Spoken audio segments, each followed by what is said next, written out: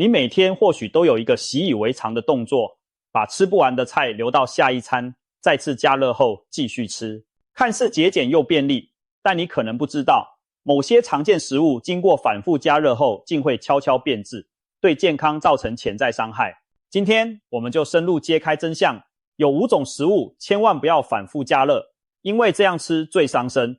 想守护自己和家人的健康，这些内容你一定要看到最后。首先要破解一个流传甚广的说法，白米饭隔夜再加热会致癌，真有这么可怕吗？专家直言，这是一种误解。合理保存的米饭第2次加热并不会产生致癌物质，真正需要担心的不是致癌，而是可能引发急性食物中毒。罪魁祸首是一种名叫蜡样芽孢杆菌的细菌，这种细菌广泛存在于土壤和谷物中，能够形成耐高温的芽孢，潜伏在米饭里。当米饭煮熟后，在室温下放置太久，这些芽孢就会苏醒大量繁殖，并产生对人体有害的毒素。你或许觉得隔夜饭热一热没问题，但普通加热并不能破坏细菌早已产生的毒素。吃下这样的米饭，轻则恶心腹泻，重则呕吐脱水。真实案例发人深省。2008年，比利时一名大学生将煮好的意大利面放在室温下放置了5天，之后加热食用，仅仅10小时后，他出现剧烈呕吐和肝衰竭，最终不幸身亡。检验发现，祸首正是米饭面食中滋生的蜡样芽孢杆菌。这起悲剧让人们猛然惊觉，原来平凡的剩饭也可能隐藏致命危机。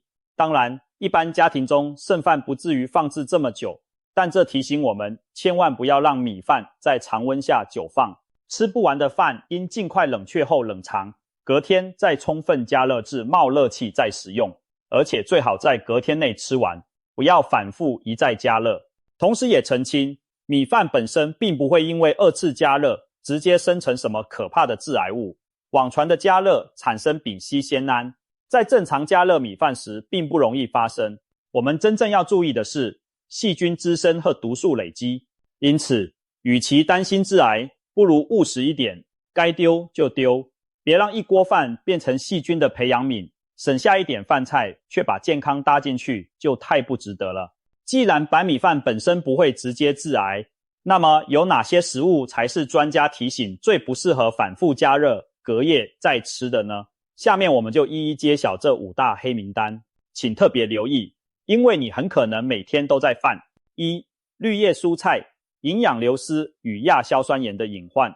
隔夜的绿叶菜堪称排行榜上的第1雷区，很多家庭晚餐常有炒青菜、烫菠菜这类菜色，吃不完留到明天再热一热。但你可知道，青绿的蔬菜里藏着一个化学即时炸弹，那就是硝酸盐。蔬菜，特别是菠菜、芹菜、青江菜、空心菜等茎叶类蔬菜，天然含有较高的硝酸盐。新鲜烹调时，部分硝酸盐会随着汤汁流失，看起来没什么问题。然而，时间一拉长，情况就不同了。放置数小时后，在细菌的作用下，硝酸盐会还原成亚硝酸盐。亚硝酸盐本身对人体有一定毒性，而且可进一步在特定条件下生成更可怕的亚硝胺。亚硝胺是什么？它可是鼎鼎大名的隐形致癌杀手。早在上世纪50年代，医学界就发现亚硝胺是一种强致癌物质。通常亚硝酸盐需要在高温或酸性环境下与食物中的胺类化合物作用，才会生成亚硝胺。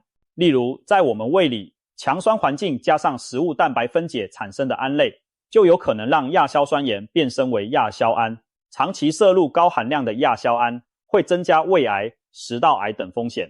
这听起来很吓人吧？难怪民间一直流传隔夜菜会致癌，一定不能吃。不过且慢，专家揭真相。隔夜蔬菜产生的亚硝酸盐含量是否足以致癌，取决于很多因素。首先，蔬菜本身的硝酸盐含量有高有低，绿叶菜最高，瓜果类较低。如果烹调后及时冷藏，干净保存，其实亚硝酸盐增加得有限。再者，一盘隔夜青菜里的蛋白质含量很低，未必有足够弹药让亚硝酸盐转化成大量亚硝胺。也就是说，偶尔一次吃了少量隔夜青菜，并不会让你立刻中毒或癌变，不用过度恐慌。但问题在于，隔夜反复加热的蔬菜除了潜在的亚硝酸盐隐患外，营养也早已大打折扣。青菜中的维生素 B 和维生素 C 极易随时间氧化流失，二次加热更是雪上加霜，留下一盘空有纤维没营养的菜。另外，假如保存不当，被细菌污染的蔬菜还可能腐败变味，吃了伤害肠胃。因此，营养师的建议是，叶菜类当餐吃完最安全。如果实在剩下，要尽快放入冰箱冷藏，隔天食用前务必充分加热滚透。但任何绿叶菜隔夜后多少都有品质变差的问题，所以还是尽量少做，多买现吃最新鲜。要吃隔夜菜的时候，不妨动动脑筋，比如先吃容易变质的叶菜，把耐放的根茎类，例如莲藕、马铃薯等留到隔天。总之，不要让一盘翠绿的健康菜变成隔夜的毒药，小心谨慎，远离隔夜绿叶菜可能带来的亚硝酸盐风险，守护自己的餐桌安全。2. 海鲜类，蛋白质变质与细菌毒素。隔夜海鲜是第二个高风险地带，许多人喜欢海鲜大餐，清蒸鱼、白灼虾、炒丝梨，但海鲜有个特点，就是富含高蛋白，而且腐败速度快。鱼、虾、蟹这类水产离开海水后，细胞内的酶和细菌会迅速开始分解它们的蛋白质。隔一夜，海鲜的风味早已不复新鲜。最重要的是，蛋白质分解可能产生对肝肾不利的物质。如果把吃剩的鱼虾隔夜反复加热，可能对肝脏、肾脏造成负担。很多长辈都有经验，隔夜的鱼汤、海鲜粥容易出现腥味怪味，这其实就是变质的征兆。更可怕的是细菌，海鲜在室温下极容易被细菌侵袭，例如常见的副溶血性弧菌、金黄色葡萄球菌等，在低温冷藏也只能抑制部分细菌繁殖，并不能将其杀死。一旦温度回升，细菌又活跃起来。很多人以为只要再次煮开就能杀菌无害，但现实是残酷的二次加热杀不死细菌产生的毒素。以海鱼为例，某些存放不当的鱼类会滋生一种组胺的毒素，这种毒素耐高温加热也不分解，吃了含有高浓度组胺的鱼肉，轻则造成所谓的组胺中毒，脸部潮红、头痛、心悸、恶心、呕吐，严重还可能引发过敏性休克。特别是像青皮红肉的鱼类，例如尾鱼、秋刀鱼、青鱼，稍微放久一点，体内组胺含量就飙升。二次加热不仅风味变差，还可能让你吃下一堆毒素。曾有报道指出，某家庭吃了隔夜的海鱼煮汤，全家出现头晕、皮肤发痒的过敏中毒症状，元凶就是鱼肉中积累的组胺。另外，虾蟹贝类如果隔夜保存不当，也可能繁殖大量细菌。即使再次加热沸腾，细菌虽然死了，但它们产生的肠毒素依旧顽强存在，进入人体依然会造成呕吐、腹泻等食物中毒症状。试想，你满心以为不浪费食物是美德，结果却把隔夜的海鲜当宝吃，最后反而把自己送进医院，那就太得不偿失了。所以专家建议，海鲜类食物最好现买现吃，新鲜度最重要。吃不完的鱼虾蟹一定要及时密封冷藏或冷冻保存，隔天再吃时务必充分加热至全熟。如果是隔夜的海鲜汤、海鲜粥，表面可能结了一层冻，千万不要只加热到温热就草草吃下，一定要煮滚透并保持沸腾几分钟以上才能比较安心。即便如此，也不建议经常这样做，能不吃的隔夜海鲜就别吃了。还有一个小技巧，像鱼肉这类食物，其实生的比熟的耐放。如果海鲜一次买太多，不妨将新鲜未煮的部分分装冷冻，下次再烹调，胜过把煮熟的鱼反复加热来吃。记住，隔夜海鲜伤肝肾，不是危言耸听。爱吃海鲜的你，千万留意这个隐藏杀手。3. 鸡蛋及蛋类料理半熟蛋的细菌风险。第三种需要高度警惕的就是鸡蛋，特别是各种半熟蛋、溏心蛋。想必很多人都喜欢硫磺蛋那诱人的口感吧。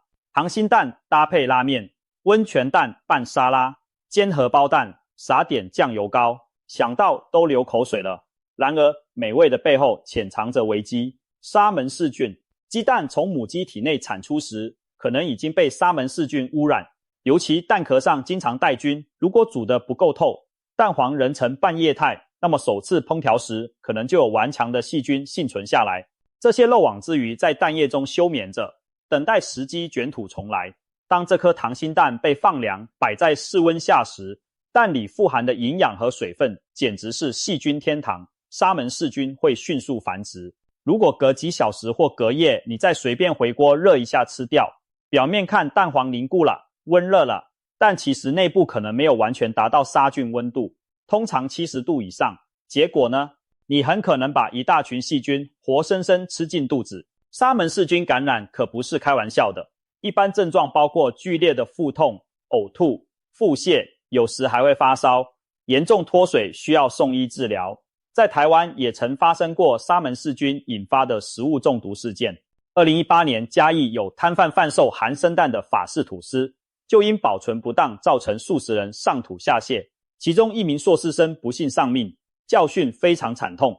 因此任何含蛋料理只要没有全熟，都千万不要隔夜再吃，更别反复加热多次。像半熟荷包蛋、溏心卤蛋、温泉蛋这些美食，最好是现煮现吃，一口气解决，不要留到下餐。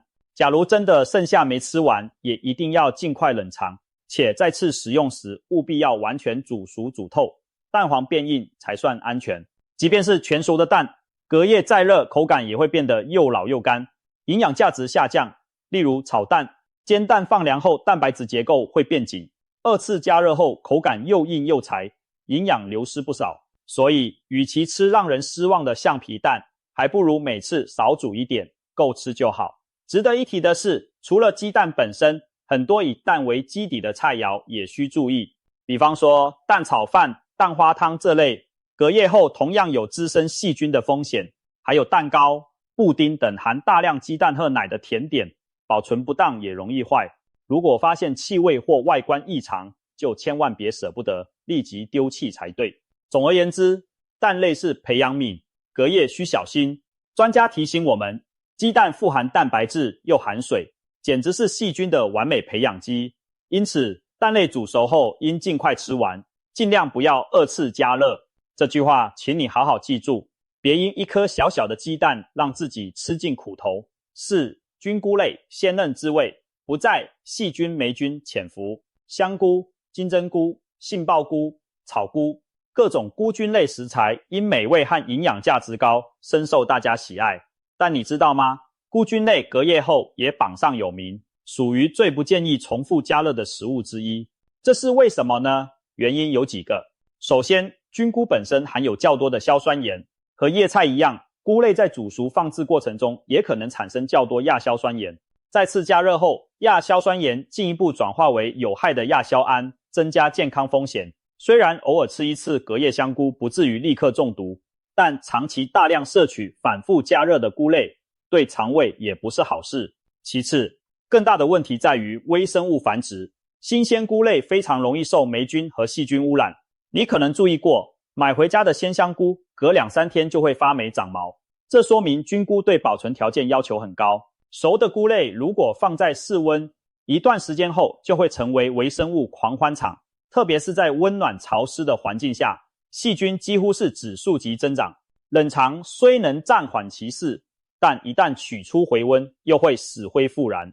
当我们把隔夜的菇类菜肴再拿出来热时，即使煮滚了，也无法完全清除那些滋生其间的细菌、孢子和霉菌毒素，而且反复加热会使菇体组织软烂不堪，原有营养也遭破坏殆尽。吃下这样的菌菇，不但嚼起来口感奇差，还可能刺激肠胃，引发不适。许多人经验谈指出，隔夜的菇类菜吃了容易胀气、肠胃不舒服，就是因为其中可能残留微生物及其代谢产物，让敏感的消化道发炎抗议。更值得警惕的是，某些特殊菌菇还可能产生致命毒素。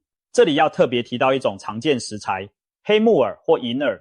很多家庭会泡发干的木耳、银耳来炒菜或煮甜汤，可是一旦泡太久或存放过久，木耳、银耳上可能滋生一种可怕的细菌椰毒假单胞菌。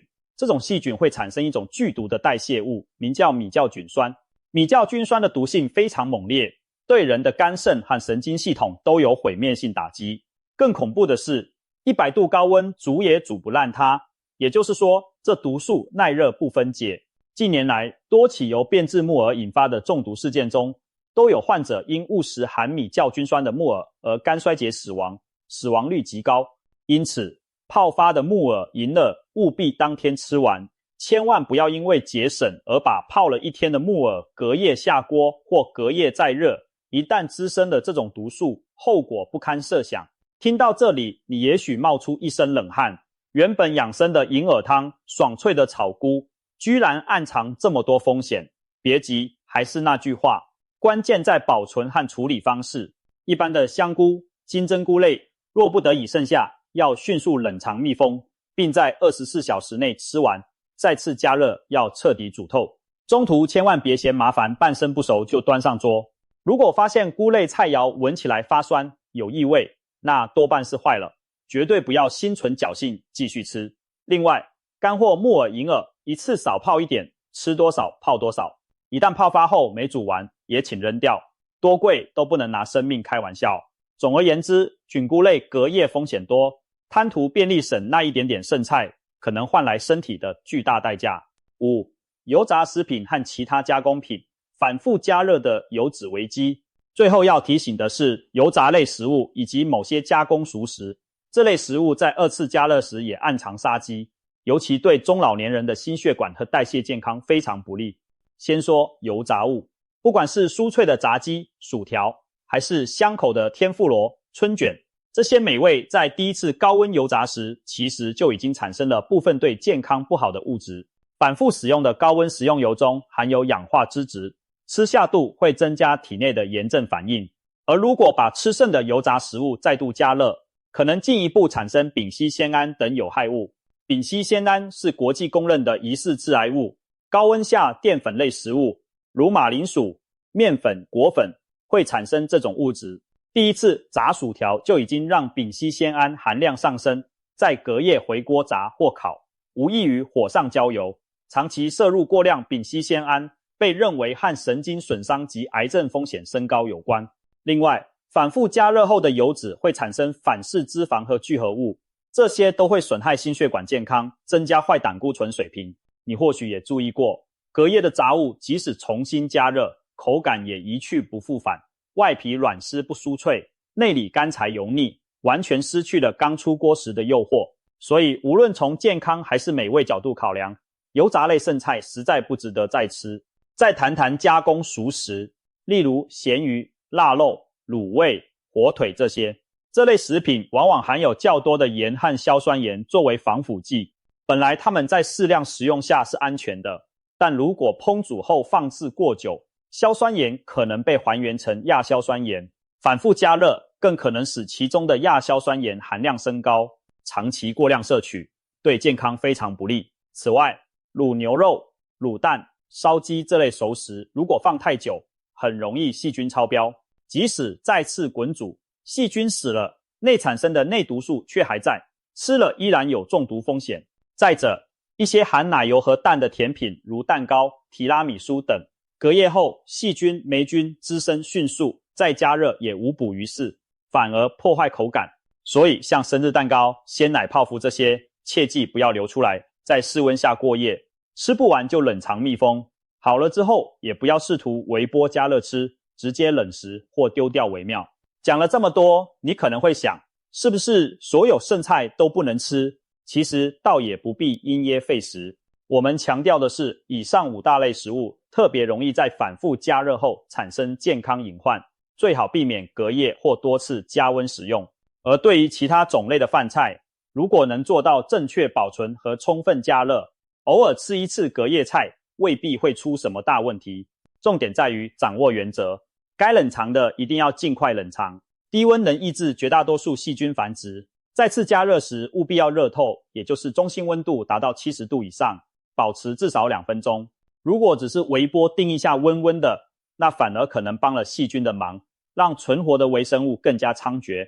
还有，不要反复多次加热同一道菜，每加热一次又放凉，细菌就可能再次进入繁殖期，来回折腾只会让风险倍增。能一次吃完就吃完，吃不完下次吃也只加热一次，不要吃一半又放回去，下顿再热。